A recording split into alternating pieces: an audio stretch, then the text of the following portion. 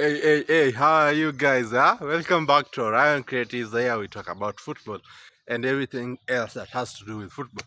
So, today I'm excited because FPL Fantasy Premier League is back, and there's nothing that makes me happy than telling you that for my first 11 that I'm going to pick for FPL 2026 and 2027 season. So here we go. For the goalkeeper, I'm going with Robert Sanchez, of course, because Chelsea has been a defensive team and performed well last season compared to other teams after Liverpool and Arsenal.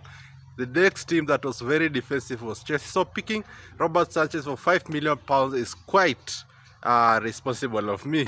So on my bench, I have Kinski as the reserve keeper that I'm going to pick on my bench. Let us go to defenders. Of course, I'm going to pick Vardiol for £6 million, which is quite fair compared to the capability of the defender. The next one I'm going to pick is at Welbeck. Oh my God. The next one I'm going to pick is, of course, Aaron Wan-Bissaka of West Ham and De Kupia of Brighton, who both will come at 4.5 million each. And on my bench, I'm going to have a cheaper option, which is Konsa for £4 million. That is that with the defenders, and let us go straight into the midfield. This is the place I have spent a lot of money, and here are my players according to their ranks.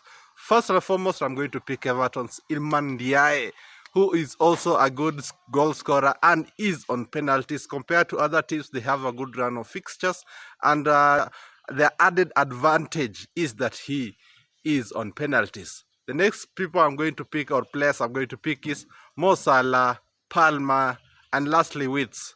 You know, those are self-explanatory. So let us go to the front three, which will be Welbeck for me because there's no other striker that is good like him in Brighton right now. So because of João Pedro has already gone, Welbeck will be the first choice of Brighton. So I'm going to pick him for that.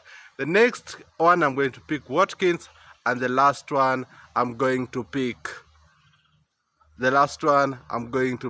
Solanke, because Solanke has a good run of fixtures also, and is going to give me a couple of points. All said and done, my armband is going to the one and only Mohamed Salah, the Egyptian king. Subscribe for more.